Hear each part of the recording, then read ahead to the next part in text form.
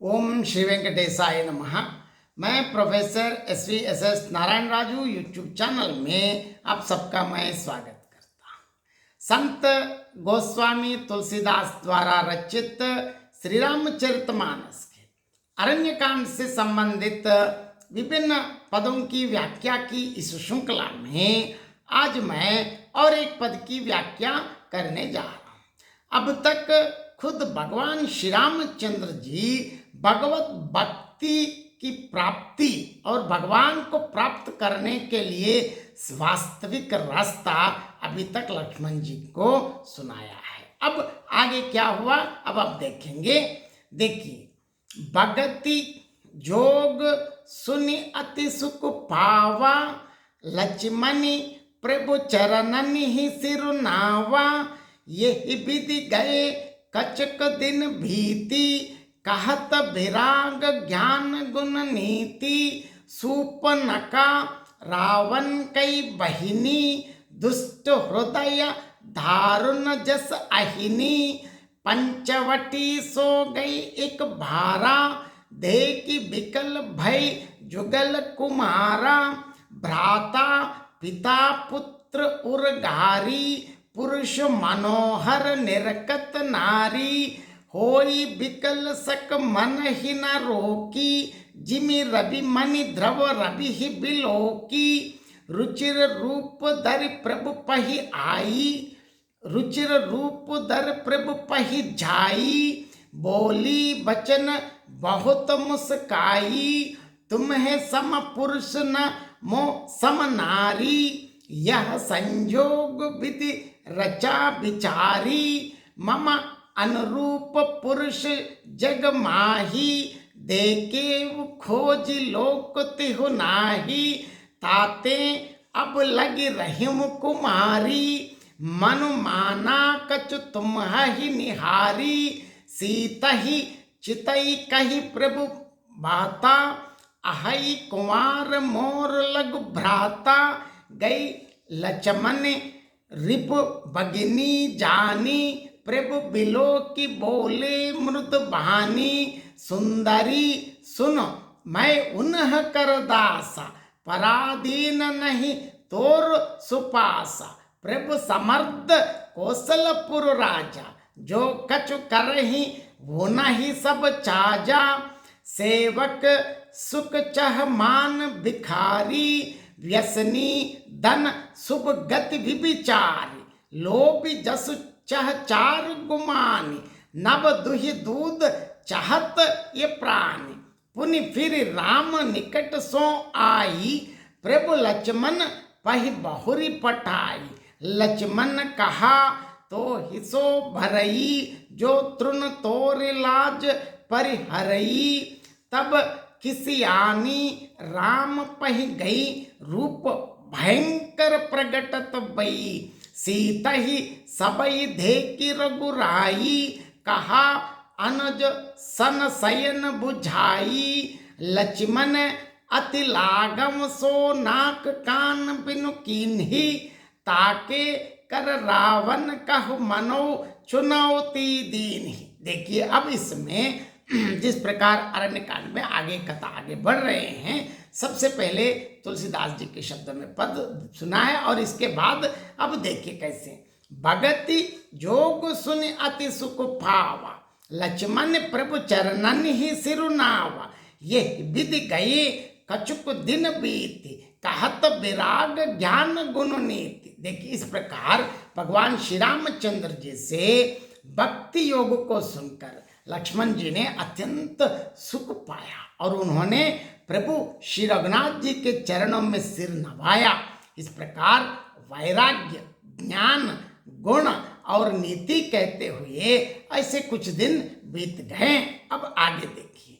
सूपनका रावण कई बहनी, दुष्ट हृदय धारण जस अहिनी। पंचवटी सो गई एक भारा, देखी बिकल भय जुगल कुमार। शूर्पणखा नामक रावण की एक बहन थी जो नागिन के समान भयानक और दुष्ट हृदय की थी। वह एक बार पंचवटी में गई और वहां दोनों अत्यंत सुंदर राजकुमारों को देखकर विकल हो गई, दांत काम से पीड़ित हो गई। यहाँ तो हम सब जानते हैं भगवान श्री रामचंद्र सबसे अत्यंत समस्त सृष्टि में अत्यंत सुंदर कौन है, तो भगवान राम ही है। अब देखिए, भ्राता पिता पुत्र उर्गारी, पुरुष मनोहर निरकत नारी, होई विकल सक मन ही न रोकी, जिमि रवि मनि द्रव रवि ही बिलोकी। यहाँ काकभूषणी जी गरुड़ से बता रहे हैं, गरुड़ जी सुनिए, शूर्पणखा जैसी राक्षसी धर्म ज्ञान शून्य कामांध है। क्यों? स्त्री जब मनोहर पुरुष को देखकर, चाहे वो भाई हो, पिता हो, पुत्र ही हो, विकल हो जाती, मतलब कामांध है और मन को नहीं रोक पाती है। इसीलिए क्या कोई जैसे उदाहरण के लिए देखिए, जैसे सूर्यकांत मणि सूर्य को देखकर द्रवित हो जाते हैं, मतलब ज्वाला से पिघल जाती है। रुचिर रूप दर प्रभु पहि जाई, बोली बचन बहुत मुस्काई, तुम्हें सम पुरुष नमो सम नारी, यह संयोग विधि रचा विचार। देखिए कैसे आई हैं, अपनी राक्षसी रूप धारण करके आई नहीं, बहुत सुंदर स्त्री जैसे बनकर आ गई और क्या कहा, देखिए प्रभु के पास जाकर बहुत मुस्कुरा कर वचन बोली, ना तो तुम्हारे समान कोई पुरुष आई ही नहीं, ना मेरे समान स्त्री है। वो भी बता रहे, देखिए अब संपूर्ण विश्व में वो तो है ही, पुरुष तो इसके बिना कोई, पुरुषोत्तम तो भगवान श्री रामचंद्र जी भी, वो तो सही है, लेकिन अपने आप को अत्यंत सुंदरी मानकर विधाता ने यह संयोग, मतलब इस जोड़े को बहुत विचार कर रचा है।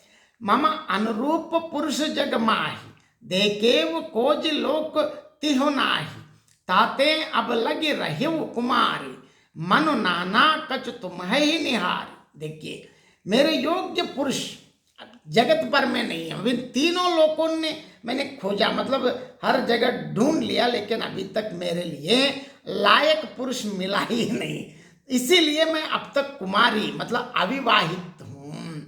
अब तुमको देखकर कुछ मन माना, मतलब ऐसे अब मन लग गया है। अब देखिए, सीता ही चितई कहीं प्रभु बाता, आहई कुमार मोर लघु ब्राता, गई लक्ष्मण रिप बगनी जान, प्रभु बिलो की बोले मृदपान। सीता जी की ओर देखकर प्रभु श्री रामचंद्र जी ने बात कही कि मेरा छोटा भाई कुमार है, अभी वो तो मुझसे छोटे हैं। तब वो लक्ष्मण जी के पास गई, लक्ष्मण जी उसे शत्रु की बहन समझकर और प्रभु की ओर देखकर कोमल वाणी, मतलब देखिए पहले लक्ष्मण इतने अत्यंत विनम्रता पूर्वक कहा, सुंदरी सुन मैं उन्ह कर दासा, पराधीन नहीं तोर सुपासा, प्रभु समर्थ कौशलपुर राजा, जो कछ कर ही वो नहीं सब चाजा। देखो हे सुंदरी सुन, मैं तो उनका दास हूं, मैं तो पराधीन हूं, अतः तुम्हें सुविधा सुख ना होगा, क्योंकि दास से शादी करे तो क्या होता है। इसलिए प्रभु समर्थ है, और कौन है वो, कौशलपुर के राजा भी हैं, वो जो कुछ करे उनको सब कुछ फपता है, मतलब उनके लिए सब ठीक है, मेरे लिए नहीं, मैं तो दास हूं। सेवक सुख चाह मान भिखारी, व्यसनी धन शुभ गति विचारी, लोभी जस चह चार गुमानी, नब दुहि दूध चाहत ये प्राणी। सेवक सुख चाहे, भिखारी सम्मान चाहे, व्यसनी अर्थात जो जुआ शराब आदि का व्यसन हो, धन और व्यभिचारी शुभ गति चाहे, लोभी यश चाहे, और अभिमानी चारों फल अर्थात अर्ध धर्म अर्ध काम मोक्ष चाहे, तो ये सारे सब प्राणी आकाश को धोकर दूध लेना चाहते हैं। इसका मतलब यहाँ जो इस ऐसे उदाहरण बताते कि ये मेरे लिए कष्टदायक है। पुनि फिर राम निकट सो आई, प्रभु लक्ष्मण पहि बहुरी पटाई, लक्ष्मण कहा तो ही सो बरई, जो तृण तोर लाज परिहाय। वो लौटकर फिर श्री राम जी के पास आई, प्रभु ने फिर उसे लक्ष्मण जी के पास भेज दिया। लक्ष्मण जी ने कहा तुम्हें वही भरेगा जो लज्जा को तृण अर्थात प्रतिज्ञा करके त्याग देगा, इसीलिए तुम्हें छोड़ दो। देखिए, तब किसी आनी राम पह गई, रूप भयंकर प्रगटत बाई, सीता ही सबई देख रघुराई, कहा अनुज सन नयन बुझाए। जब देखिए पहले इधर उधर घूमने से उनको गुस्सा आ गई, तब क्रुद्ध होकर श्री राम जी के पास गई और वास्तव में अपना भयंकर रूप प्रकट किया। अब राक्षसी बन के आई है।